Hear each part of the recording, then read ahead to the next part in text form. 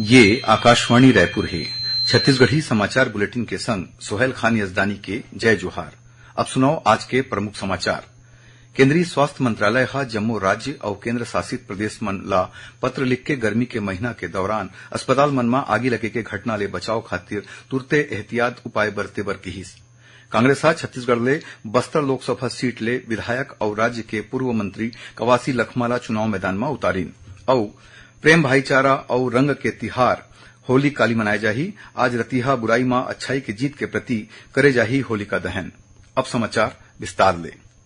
केंद्रीय स्वास्थ्य मंत्रालय हा जम्मो राज्य और केंद्र शासित प्रदेश ला पत्र लिख के गर्मी के महीना के दौरान अस्पताल मन में आगी लगे के घटना ले बचाव खातिर तुरते एहतियात उपाय बरते बर केहे हवय।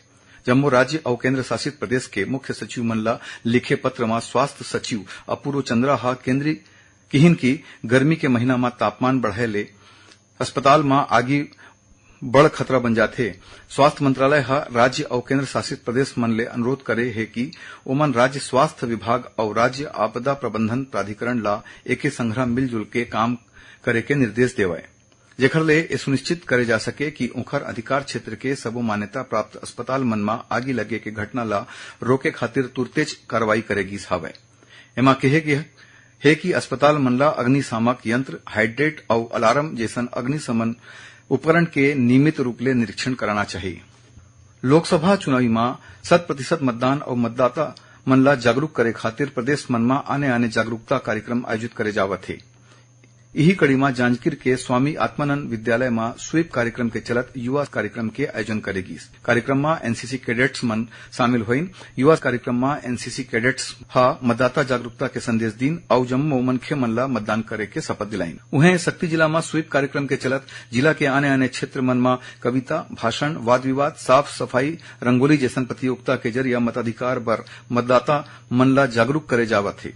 संगे संग स्वतंत्र, निष्पक्ष और शांतिपूर्ण मताधिकार के प्रयोग करे के संगे संग ज्यादा ले ज्यादा मतदान करे खातिर प्रेरित करे जावत हवे। स्वीप मतदाता जागरूकता और सम्मान समारोह के आयोजन करेगी। जिला पंचायत सीईओ और स्वीप के नोडल अधिकारी सुरुचि सिंह के मौजूदगी में होली के रंग मतदान के संग नारा के संग चुनावी फाग कार्यक्रम के शुभारंभ करेगी। सीईओ हा 3 ले 9 अप्रैल तक जम्मू ग्राम पंचायत मन में आयोजित स्वीप संगोष्ठी के संबंध में जानकारी दीन। ओमन अधिकारी और कर्मचारी मन ला संगोष्ठी के जरिया ग्रामीण मन ला मतदान खातिर जागरूक कराए, लोकतंत्र में मतदान के महत्व बताए और ग्रामीण मन ला मतदान शपथ दिलाए के निर्देश दीन। उती कोंडागांव जिला के कोंडानार कपड़ा फैक्ट्री में वीडियो फिल्म के जरिया मतदान करे खातिर फैक्ट्री में काम बूता करैया नोनी और माई लोगिन मन ला जागरूक करेगी। राष्ट्रीय वित्तीय साक्षरता मूल्यांकन परीक्षा खातिर पंजीयन 27 मई तक करे जा सकत है। पंजीकरण के बाद स्कूल मन ला यूजर आईडी और पासवर्ड प्राप्त होही। दूसरा चरण में यूजर आईडी और पासवर्ड के उपयोग कर स्कूल मन ला परीक्षा में भाग लेवे के इच्छुक छात्र के विवरण अपलोड करना होही। पंजीकरण प्रक्रिया पूरा होए के बाद स्कूल मन ला पृष्ठ में उपलब्ध सूची ले अपन पसंद के तारीख और समय के चयन करके छात्र मन के नामांकन करना होही। हरेक नामांकित छात्र मन ला एक विशिष्ट यूजर आईडी और पासवर्ड प्राप्त होही, जेकर आधार में छात्र परीक्षा में उपस्थित होही। ये परीक्षा इंटरनेट कनेक्शन के संगे संग कंप्यूटर लैब वाला स्कूल मन में ही आयोजित करे जाही। संगे संग स्कूल के ऐसा छात्र मन ला जेकर पास खुद के लैपटॉप और कंप्यूटर होही, ओमन ला अपन घर ले परीक्षा में भाग ले खातिर अनुमति दे सकत हवय। ये परीक्षा में कक्षा 6वीं ले 12वीं तक के पढ़इया लइका मन शामिल हो सकी। परीक्षा 31 मई तक आयोजित होही। खबर के मुताबिक स्कूली लइका मन ला वित्तीय रूप ले सक्षम बनाए खातिर राष्ट्रीय वित्तीय शिक्षा केंद्र कक्षा 6वीं ले 12वीं के स्कूली लइका मन खातिर वित्तीय साक्षरता मूल्यांकन परीक्षा आयोजित करथे, जेखर ले छात्र मन ला बुनियादी वित्तीय साक्षरता कौशल के बारे में जागरूक करे जा सके। भाग लेवैया छात्र मन ला ओखर प्रदर्शन के आधार में एक ठीन ई प्रमाण पत्र ले सम्मानित करे जाही।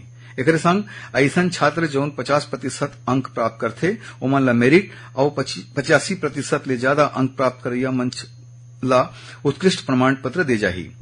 राष्ट्रीय और क्षेत्रीय 2 स्तर में विजेता मन ला ई गिफ्ट कार्ड दे जाही।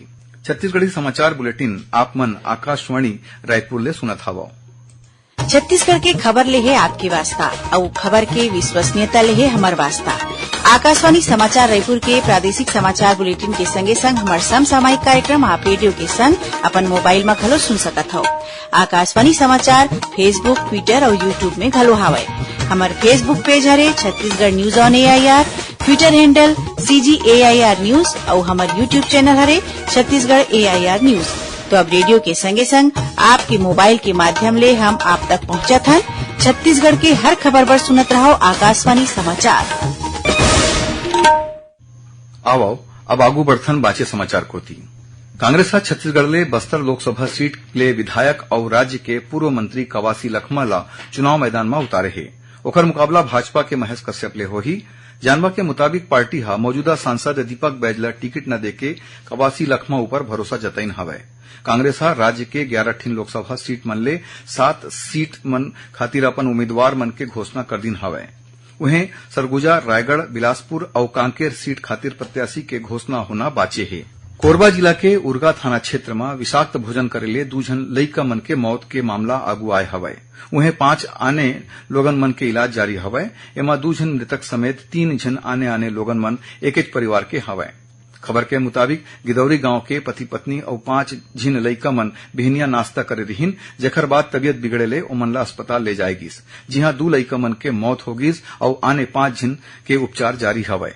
प्रेम, भाईचारा और रंग के तिहार होली काली मनाए जाही। एकर पहली आज रतिहा बुराई मां अच्छाई के जीत के प्रति होलिका दहन करे जाही। राजधानी रायपुर समेत प्रदेश के आने जिला मन में होलिका दहन खातिर पूरा तैयारी कर ले गे हावय। एदारी घलो जागरूकता के वजह ले कतकोन जगह मन में लकड़ी के जगह कंडा के होली जलाए के तैयारी करे गे हावय। प्रशासन हा होलिका दहन मुहूर्त के मुताबिक आज रतिहा 12:30 बजे तक करे के निर्देश दिन हावय। पुलिस प्रशासन हा होली के दौरान अस्त्र शस्त्र के उपयोग और प्रदर्शन के संगे संग डीजे और मुखौटा मन ला घलो रोक लगाए हवय।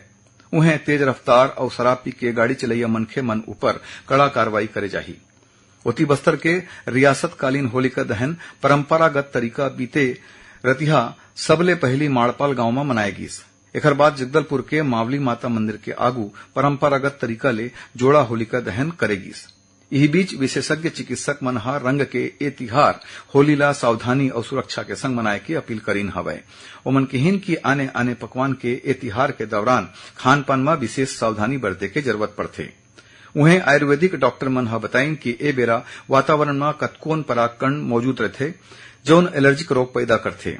एकर स्थिति होलिका दहन में अगरू, आम, साल, नीम के सूखा डारा और गुगुल कपूर जैसन आयुर्वेदिक जड़ी बूटी के उपयोग हवन करे में करना चाहिए, जेकर ले वातावरण संक्रमित होए ले बच सके।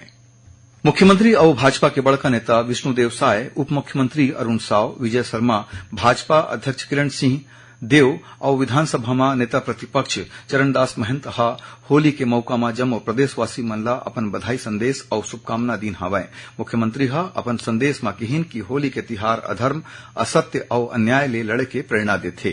श्री साय हा कामना करिन कि होलिका दहन के संगे संग प्रदेश के जम्मो समस्या मन भस्म हो जाए और छत्तीसगढ़ हा विकास, सामाजिक न्याय और समरसता के इंद्रधनुषी रंग ले रंग जाए।